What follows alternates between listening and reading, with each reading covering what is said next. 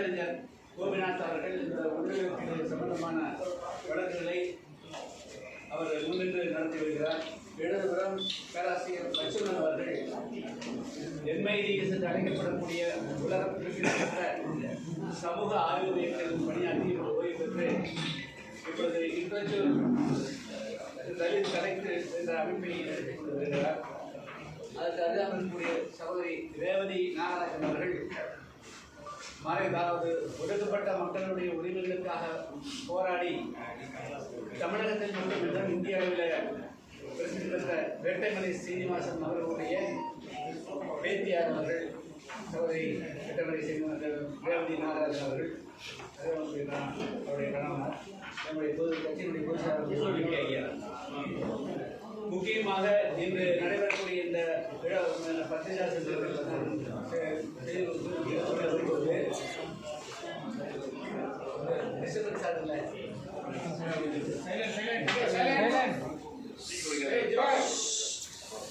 அதாவது தமிழ்நாட்டில் பழங்குடி மக்களுக்கு, அதாவது ஷெட்யூல் ட்ரைப் என்று அழைக்கப்பட்ட பழங்குடி மக்களுக்கு 1% சட்ட ரீதியாக ஷெட்யூல் காஸ்ட் அழைக்கப்படக்கூடிய பட்டியலின அட்டவணை மக்களுக்கு 18%,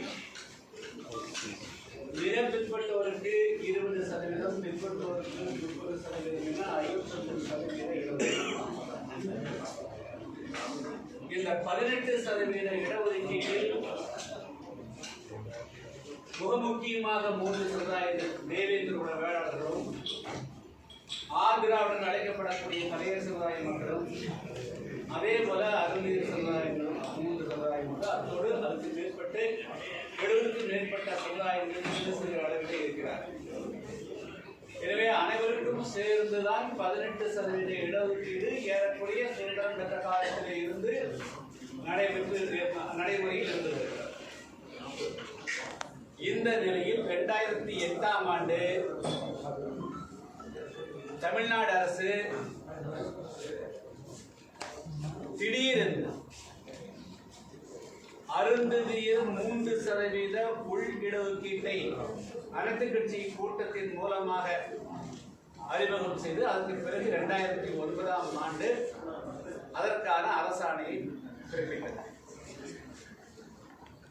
இப்பொழுது இந்த அருந்ததியர் உள் இடஒதுக்கீடு குறித்து கடந்த 14 வருடமாக நான் அதற்கு தொடர்ந்து எதிர்ப்பு தெரிவித்து வருகிறேன். இதில் பல பேர் ஒட்டுமொத்தமாக ஊடகங்களின் வாயிலாகவும் பல்வேறு விதத்திலும் அவர்கள் ஏதோ புதுசா தமிழ்நாட்டில் அருந்ததியர் என்ற ஒரு சாதியினருக்கு இடஒதுக்கீடு திமுக கொண்டு போறவும், அந்த திமுகவினுடைய சமூக நீதி கொள்கையை புதிய தமிழகம் கட்சி டாக்டர் கிருஷ்ணசாமி எதிர்த்து போன்றவும் ஒரு தவறான கட்டமைப்பை உருவாக்கி வருகிறார். அது முற்றிலும் தவறானது. ஏற்கனவே 18% இடஒதுக்கீட்டுக்குள் இருக்கக்கூடிய அருந்ததியினர் அதற்கான இடஒதுக்கீடுகளை பெற்று வருகிறார். அப்பொழுது எங்கே பிரச்சனை? திடீரென்று 3% இடஒதுக்கீட்டை அருந்ததியருக்கு வழங்க வேண்டிய அவசியம் ஏற்பட்டது. அது யாருக்கும் தெரியாது. ஆனாலும் அவர்களாக ஒரு கருத்தை வெளியிலே தெரிவித்தார்கள். என்ன? அந்த 18%க்குள் அருந்ததியருக்கு போதுமான அளவிற்கு பங்கீடு இல்லையா? சரி, அவர்கள் சொன்ன கருத்தை நாங்கள் அப்படியே ஏற்றுக்கொள்கிறோம். அப்படி என்று சொன்னால் தமிழ்நாட்டில் ஷெட்யூல்டு காஸ்ட் என்று அழைக்கப்படக்கூடிய பட்டியல் பிரிவில் 76 சாதிகள் உள்ளடங்கி இருக்கின்றன.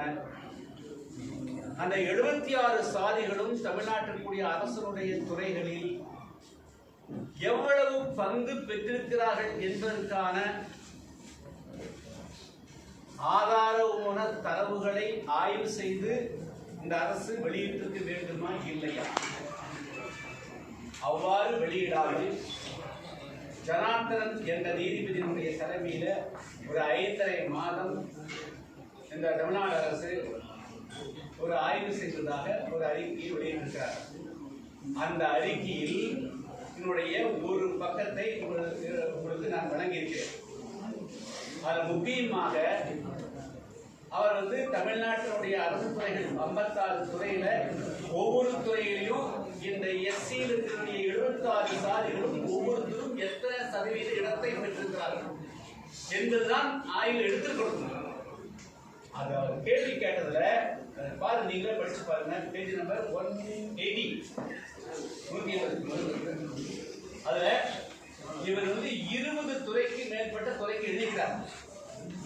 அது 8 துறையிலிருந்து மட்டும்தான் பதில் கொடுத்தாங்களே தவிர, அது பாருங்க நான் கொடுக்குறேன், பேஜ் நம்பர் 180ங்க, 10.31. தயவுக்கு கொஞ்சம் முக்கியமான பாயிண்ட் கொஞ்சம் கஷ்டம்லாம் படிக்கணும். Out of 20 state governments, 8 of them alone responded with final reports. 12 of the state governments did not care to respond. இது நான் கொடுக்கலீங்க. இது எதை அடிப்படை ஆதாரமாக கொண்டு இவர்கள் 3% இடஒதுக்கீடு வழங்கப்பட்டது. அவர்கள் பாவப்பட்ட ஜனங்கள், விளிம்பில் இருக்கக்கூடிய மக்கள் எல்லாம் என்று சித்தரிக்கக்கூடிய திமுக அதனுடைய உதவிகளாக இருக்கக்கூடியவர்கள் சொல்லக்கூடிய கருத்துக்கள் தமிழ்நாடு அரசாங்கமே போதிய ஆதாரங்களை தராமல், எனவே இன்னடிக்குவேன், அதாவது ஒரு முறையான ஆய்வு திரட்டாம கொடுக்கப்பட்ட ஆய்வுடைய அடிப்படையில் நீங்கள் அவர்களுக்கு 3% இடஒதுக்கீடு கொடுக்கலாம் என்று முடிவெடுப்பீர்கள். அது எப்படி சரியாக முடியும்? தமிழ்நாடு அரசாங்கமே நீங்க போதிய எவிடன்ஸ் கொடுக்கல. அப்ப யார் இதுல தேர்தல் வேளாளர் பிஆர் எவ்வளவு இருக்கிறாங்க, அருமையில் இருக்கிறாங்க, புதியவன இருக்கிறாங்க, குறவில் இருக்கிறாங்க, அதுல 76 சாதிகளுடைய பங்கும் நீங்க சொல்லிக் கொடுமா இல்லையா? அதுல இன்னொரு சாதி தேர்தல் வேளாளருக்கும் பழைய எவ்வளவு கேப், அருமையிலுக்கும் இந்த கம்யூனிட்டிக்கு எவ்வளவு கேப். எனவே அவங்க ஒட்டுமொத்த இடத்துல ஒரு கம்யூனிட்டி 100க்கு 100 வச்சிருக்காங்க, ஒரு கம்யூனிட்டி ஒன்று நாங்க 10% வச்சிருக்க ஆதாரம் எங்கே செய்யணும். ஆனா தமிழகத்தில் இந்தியாவிலே வேற எந்த மாநிலத்திலும் இல்லாத அநீதி தமிழகத்தில் திமுக அரசால் நிறைவேற்றப்பட்டிருக்கு.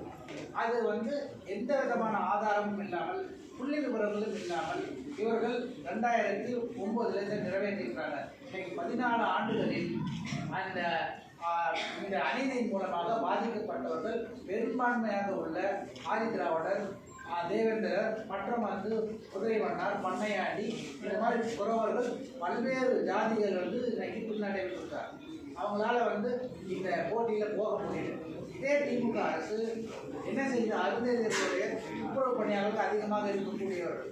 ஆனால் அந்த பணி அவங்களுக்கு என்ன சொல்றாங்க, நிரந்தரமாக இல்லாமல் அவங்க தற்காலிக ஊழியர், அதாவது கான்ட்ராக்ட் ஊழியராக தான் வச்சிருக்காங்க. இது ஜிஓ 156 ரீசெண்டாக தமிழ்நாடு அரசில் வந்தது. அப்போ நீங்கள் இடஒதுக்கீடை பயன்படுத்துவதற்கு உங்களுக்கு தரமான கல்வி வேண்டும், தரமான கல்வி பெறுவதற்கு தரமான இன்கம் வேண்டும், தரமான இன்கம் பெறுவதற்கு பேரண்ட்ஸுக்கு அந்த இது வேண்டும். இன்னைக்கு இதில் கான்ட்ராக்ட் லேபரில் வேலை செய்யக்கூடிய துப்புரவு பணியாளர்களுடைய இது என்ன, இன்னைக்கு அதுதான் பிரச்சனை. முழுக்க அநீதி நிறைவேற்றப்பட்டிருக்காரு. ஆனால் சுப்ரீம் கோர்ட் ஆர்டரில் நீங்கள் தனி இடஒதுக்கீடாக கொடுங்கன்ற உத்தரவு இல்லை. அதாவது ஒரு விஷயம், இந்த இடஒதுக்கீடு இந்த டெசிஷன் ஃபர்ஸ்ட் பஞ்சாப் கவர்மெண்ட் எடுத்தாலும் போகிறாங்க, ரெண்டாவது ஆந்திரா, அதுக்கு உள்ள 3 பேர் போகிற ஃபர்ஸ்ட்டு. அப்போ கொஸ்டின் இந்த உள்ளிடத்தில் கொடுக்கலாமா இல்லையாங்கிற கேள்வி எங்களால் தீர்மானிக்க முடியலன்னு சொல்லிட்டு இந்த 3 பெஞ்சு சொல்கிறாங்க, 5 பெஞ்சும் சொல்லிடுறாங்க. That is referred to 7 benches. அவங்க மாநில அரசுக்கு அதிகாரம் உண்டா இல்லையாங்கிறத எல்லாருடைய கேள்வி. அது மாநில அரசுகள் ஹெட்ரோஜினஸ் இருக்கு, ஹோமோஜினஸா இல்லை. இந்த பட்டியல் குடியிடத்திலையும் பல சமுதாயங்களாக இருக்கிறாங்க, தேவேந்திர சமுதாயம், ஆதிராக இருக்கிறாங்க. அதனால அந்த சமுதாயங்கள் ஒரே மாதிரியாக இடஒதுக்கீட்டில் பங்கு பெற முடியாமல் இருந்திருந்தால் அதை முறையாக ஆய்வு செய்து அதுக்கு பிறகு வழங்கலாம் அப்படிங்கிறத அவங்க சொல்லியிருக்காங்க.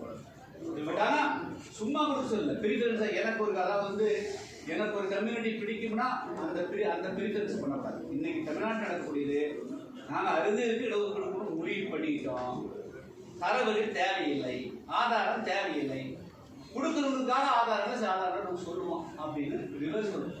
அது வந்து வண்டிக்கு முன்னாடி புதையல் இருப்பதா, புதையத்துக்கு முன்னாடி வண்டியை வந்து தகுற மாதிரி அவர் பண்ணிட்டு இருக்காங்க. இன்னும் எவ்வித ஆதாரமும் இங்கே கொடுக்கல. ஏன்னா இப்போ நீதியரசர் ஜனார்தன் கமிட்டி அவர்கள் ரிப்போர்ட்டில் பார்த்தீங்கன்னா தமிழகத்தில் வேலை வாய்ப்பு எங்கே இருந்தால் டிஎன்பிசி தான் நடத்துகிறாங்க தமிழ். அதே மாதிரி டிஆர்பியில் டீச்சர்ஸ் ரெக்ரூட்மெண்ட் பண்ணுறாங்க. ஆனால் இந்த ஜனார்தன் கமிட்டி அவர்கள் அந்த டிஎன்பிசிக்கும் டிஆர்பிக்கும் கடித எழுதி டேட்டா கேட்குறாங்க. டிஎன்பிசியும் தரவில்லை, டிஆர்பியுமே தரவில்லை. அதை கீழே மென்ஷன் பண்ணுறாங்க, நான் ரிசீவ்டு ரிப்போர்ட் அப்படின்னு ஜனார்தன் கமிட்டியே கொடுக்குறாங்க. ஸோ எங்களுடைய குற்றச்சாட்டு என்னன்னா, இந்த ஜனார்தன் நீதியரசர் ஜனார்தன் அவர்கள் கமிட்டி ரிப்போர்ட்டே வந்து தரவுகள் முழுமையாக இல்லை. முழுமையாக இல்லாத தரவுகளை வச்சு தான் இந்த 3% இடஒதுக்கீடு கொடுத்துருக்காங்க. மற்ற கட்சிகளுடைய நிலைப்பாடு என்னவா இருக்கு? நாங்களா சொல்லி தெரியணும் உங்களுக்கு. ஏன் அதுல இந்த பிரச்சனையை அவங்க எடுத்துக்க மாட்டாங்க? இல்லை, அதில் வந்து சரியான அண்டர்ஸ்டாண்டிங் இல்லைங்க. இது டெப்தா வந்து அந்த உள்ளீட்டினுடைய சரத்துகளையும் பெரும்பாலான சிக்கல்களுக்கு படிக்கல. பேசிக்கா ஒரு இது அது நான் தெரியப்பட்டவர்கள் யாரையும் விமர்சிச்சிருக்கேன் படிக்கல. ரெண்டாவது, ஒரு தனியான கட்டமைப்பை திமுக அமைச்சு விட்டாங்க. அதாவது வந்து அவங்க தான் விளிம்பிலைக்கு விளிம்பில் இருக்கிறாங்க அப்படின்னு. அதான் கேட்கணும், நீங்கள் சொல்றதுக்கு உண்டான எவிடன்ஸ் கொடுங்க. 18% நீங்கள் வந்து ஆய்வு பண்ணி கொடுங்க. கொடுத்த பிறகு எல்லாம் முடிவு பண்ணுவதுன்னு பெரிய என்ன